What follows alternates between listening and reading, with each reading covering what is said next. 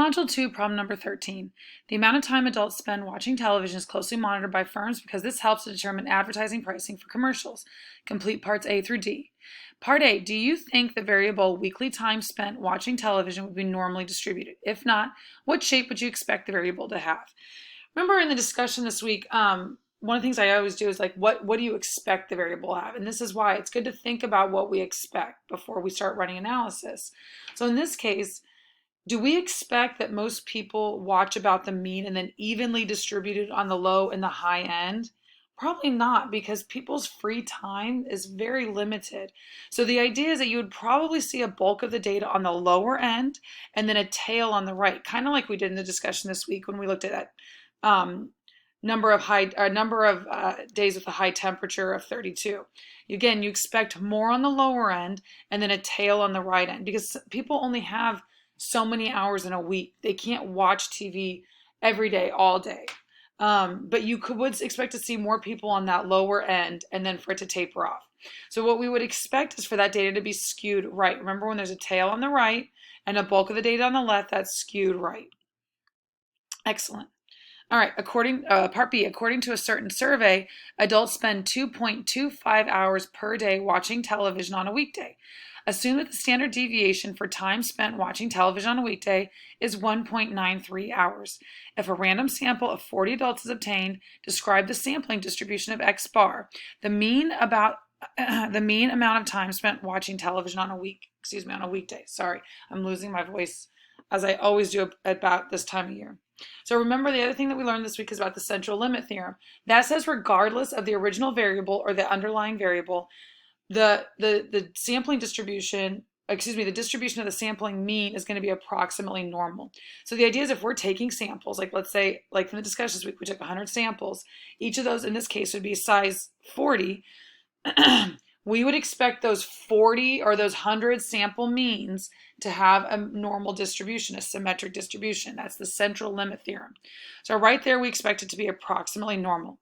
Now, let's talk about the mean X bar and sigma X bar. So here we have the mean of X bar is the same as the original sample mean, the original mean from the other data, the original data variable. And then we're going to look at sigma X bar, and that equals the original sigma over the square root of n. All right, so here we know our mean is 2.25, and sigma X bar is going to be, what were we given, 1.93 over the square root of 40. So let's go over here to our calculator. This, for those of you that don't have a calculator, this is a free calculator on the internet. Just Google scientific calculator. Desmos has like one of the best.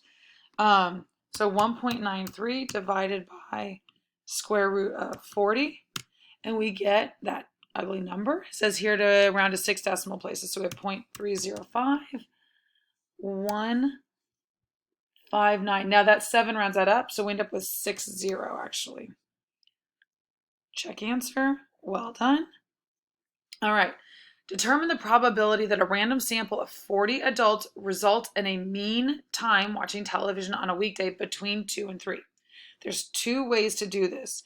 Now, I'll show you the manual way. I'm not going to go through the whole work for this because I've done it in other solution videos, but I just want to remind you that in this one you would have to, what I call normalize. It would be X minus mu over sigma. Remember, this is X bar.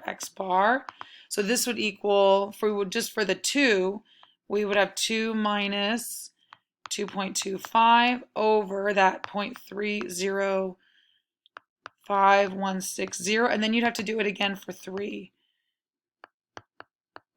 over 0.305160. And what you would do is you then take that to the standard normal distribution table, and you would find those values. Now, I will show you the other way to do it in StatCrunch.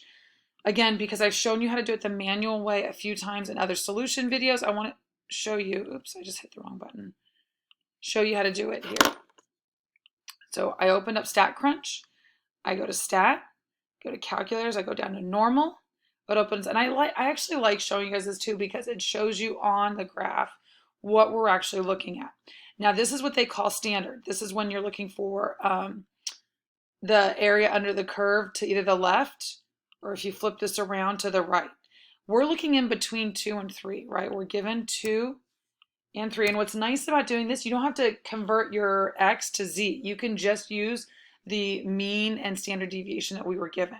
So we have 2.25, and we found our standard deviation to be 0.305160. And then we click compute, and we get that nice visual right here. That's what we're looking for. That's our probability. So the probability is 0.78, what does it say, round to 47867. Yep, check answer. Nice work. Now, one consequence of the popularity of the internet is that it is thought to reduce television watching. Suppose that a random sample of 35 individuals who consider themselves to be avid internet users results in a mean time of 1.83 hours watching television on a weekday. Determine the likelihood of obtaining a sample mean of 1.83 hours or less from a population whose mean is presumed to be 2.25.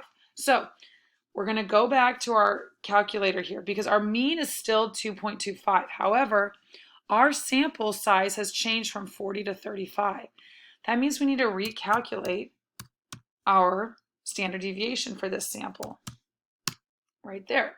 So now we need to go back to our StatCrunch calculator, and we're doing a standard now because we're looking at less than 1.83. So we're going to put that in 1.83. Now, our mean doesn't change. However, our standard deviation does. Now we have 3.326,230. Now we're going to click compute, and that gives us our probability there. So we're going to say 0.09. What does it say? 4 decimal places. So 990 once we round. Check answer. Fantastic. All right. Interpret this probability. Select the correct choice below and fill in the answer box within your choice.